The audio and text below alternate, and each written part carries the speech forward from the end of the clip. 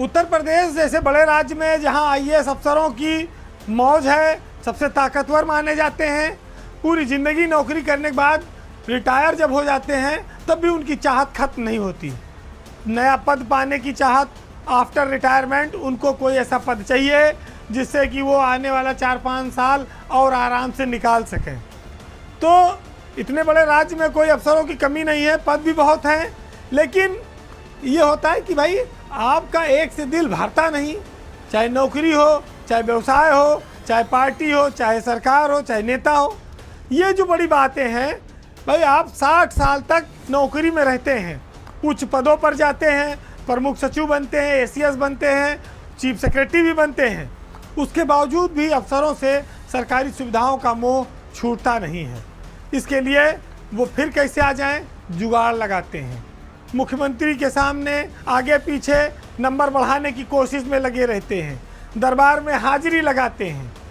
लेकिन आज ये खबर लेने के पीछे मकसद ये है कि उत्तर प्रदेश में इन दिनों 2 पद ऐसे हैं जिस पर 1 दर्जन से ज़्यादा रिटायर्ड आईएएस अफसरों की निगाह लगी हुई थी। हालांकि एक में अब कुछ लोग निराश हो गए हैं, वहाँ निर्णय हो चुका है विद्युत नियामक आयोग में। ये पद अध्यक्ष का बहुत सारे लोगों के हाथ से निकल गया है और अरविंद कुमार जो 1988 बैच के आईएएस थे और फरवरी में इसी साल रिटायर हुए थे, मुख्यमंत्री योगी आदित्यनाथ ने उनको उत्तर प्रदेश विद्युत नियामक आयोग का नया चेयरमैन नियुक्त किया है। 5 साल के लिए वो इस पद पर रहेंगे। लेकिन अरविंद कुमार तो बन गए, लेकिन इस पद के लिए कई सारे बड़े लोग दावेदार थे। सबसे बड़ा दावा था केंद्रीय ऊर्जा सचिव रहे आलोक कुमार का। आलोक कुमार काफ़ी वरिष्ठ थे और उनके लिए केंद्र से भी हरी झंडी थी। लेकिन उत्तर प्रदेश में जब वो बिजली विभाग के चेयरमैन थे तो उनके ज़माने में एक पीएफ घोटाला हुआ 4000 करोड़ का, जिसमें सरकार की बड़ी बदनामी हुई। और आलोक कुमार अब फिर विद्युत नियामक आयोग में आए थे, जोर लगा रहे थे, जुगाड़ लगा रहे थे, लेकिन जुगाड़ नहीं, काम असर किया, काम को तरजीह मिली। अरविंद कुमार के साथ साथ इस पद के लिए पूर्व आईएएस डिम्पल वर्मा, राजस्व परिषद के वर्तमान चेयरमैन संजीव मित्तल ये भी दावेदार थे। हालांकि अभी इन अफसरों को निराश होने की ज़रूरत नहीं है।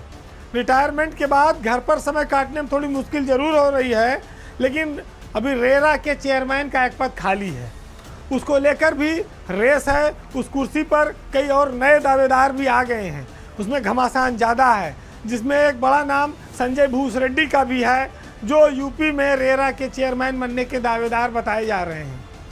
तो जिन्होंने योगी सरकार में ये बताया कि वो बेहद ईमानदार हैं, उसका तमगा लिए घूमते रहे, अब रिटायरमेंट के बाद भी वो चाहते हैं कि सरकार उनको कोई इनाम दे। हालांकि उनके पेट पहले से भरे हुए हैं, कहीं कोई गुंजाइश नहीं है, लेकिन जिसने पूरे जीवन भर सरकारी वाहनों का, सरकारी आवास का, सरकारी नौकर चाकर सुविधाओं का उपभोग किया हो, इस्तेमाल किया हो, वो 60 के बाद एक अगले दिन से अपनी जेब में हाथ डाले, अपने पैसे से पेट्रोल भराए, खुद गाड़ी चलाए, न ड्राइवर, न नौकर, न चाकर, न बंगला। ये बड़ी असहज करती हैं अफसरों की स्थितियाँ।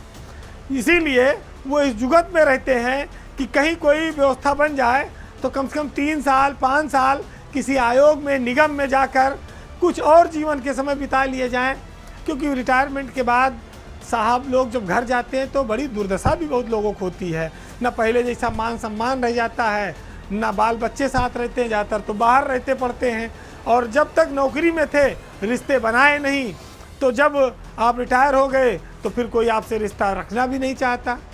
तो ये बड़ा अंतर है जो सार्वजनिक जीवन में है और जो निजी जीवन में, सरकारी जीवन में रहकर लोगों से दूरी बनाकर रखते हैं।